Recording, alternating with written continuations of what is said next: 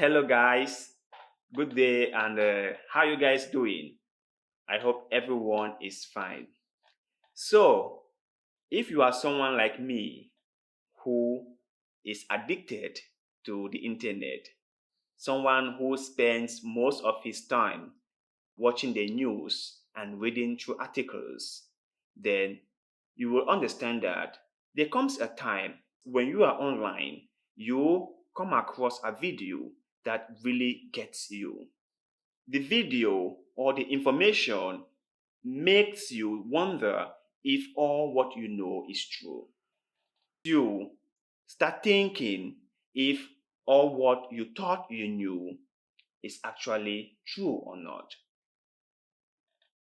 If you have not been misled by your teachers or by your parents or by other people in your community who might have taught you one thing or the other, all these thoughts start playing in your mind.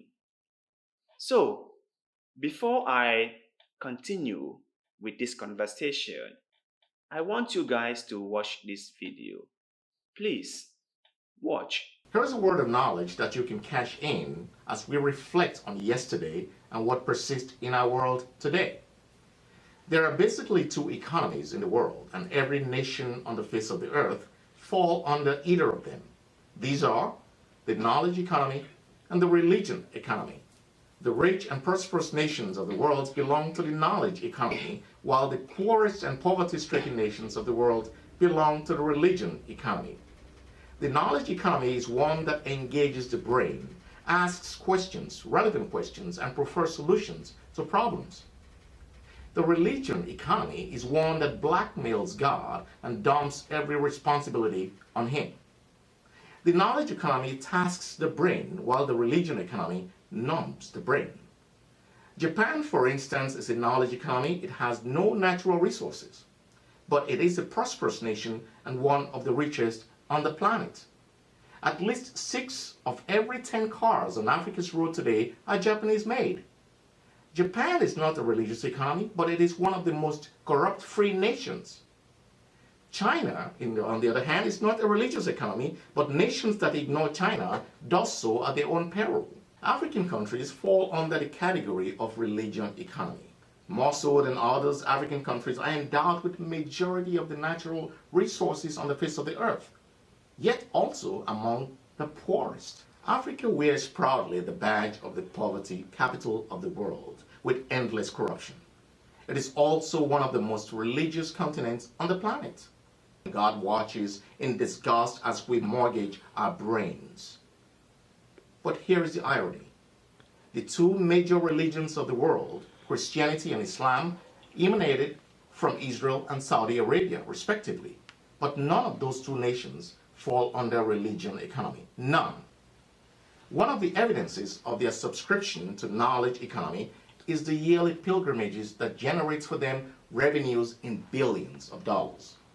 But hypocritically, some corrupt nations are comfortable disseminating nuisance to humanity with their globalization of religion economy.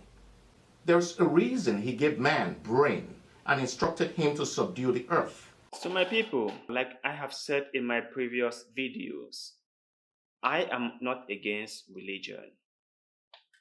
I am not against people's belief. People have the right to worship. People have the right to their beliefs.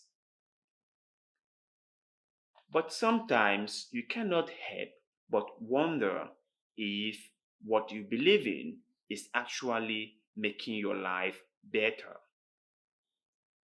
Because at the end of the day, all we all want is a better life. You want a better life. I want a better life. And whatever we are doing is to ensure that we have a better life. That is why we go to work. That is why we go to school. That is why we learn things. And that is why we struggle every day to make a better life. You can see the difference between the two economics, like the speaker mentioned. And To say the truth, if you are from Africa, you know what I'm saying is the truth. The number of churches and religious houses in Africa is just too many. It's like there is one house of worship in every corner of the street. And the number of hours that we spend praying and fasting and worshiping is so many. And ask yourself this question. Some of you might think it's blasphemy, but just ask yourself this question, just for the sake of argument.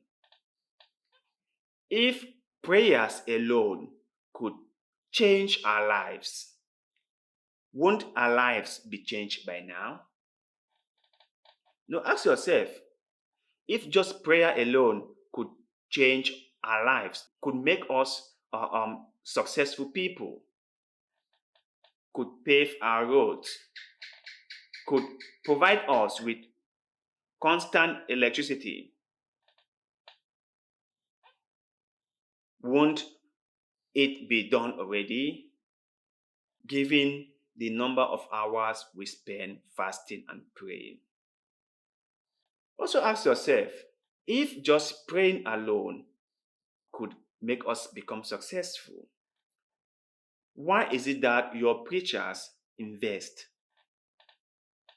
They own shops, they own schools, they own buildings, they own so many things. Why are they not focusing just on prayers alone? Why do they invest? So, my brothers and sisters, I am not telling you not to believe. I am not telling you not to go to church. I am not against your religion. But my problem is the preachers and the so-called religious people or men of God have weaponized the Bible or has weaponized the words in the Bible to suit their agendas. And I have said this before and I will say it again. Men of God have weaponized the word of God to suit their agendas. And us, the people, like sheep that we are, we follow them blindly. This is what we do. Let's take, for example, Africa or Cameroon. I am from a religious background. My parents are religious people. And we went to Sunday school. And we were taught by the catechists about the 10 commandments. Don't kill, don't take what doesn't belong to you, don't lie, love thy neighbor as yourself. I think this is the most important one. Love thy neighbor as thyself. People will give money to the church as tithe and offerings, and they will starve. So do you think it is religious for you to give money to the church or in the form of offering and tithe while your family starve? Do you think it is religious when you offer big money to the church so that the church members can praise you, can clap for you while there is a beggar in the street you didn't help? It is high time all of us ask ourselves the difficult question. Is religion making our lives better? Are our preachers telling us what we want to hear, or are they telling us the bitter truth? We must ask ourselves all these difficult questions if we are to move ahead. So, my brothers and sisters, share your thoughts with us in the comment section. Of what importance is religion to us as a society? Has religion been a force for growth and development in Africa? Are Africans worshiping God or worshiping men of God? Please let us know in the comment section. And like always, We love hearing your thoughts and opinions. So thank you very much and see you in the next one. Goodbye.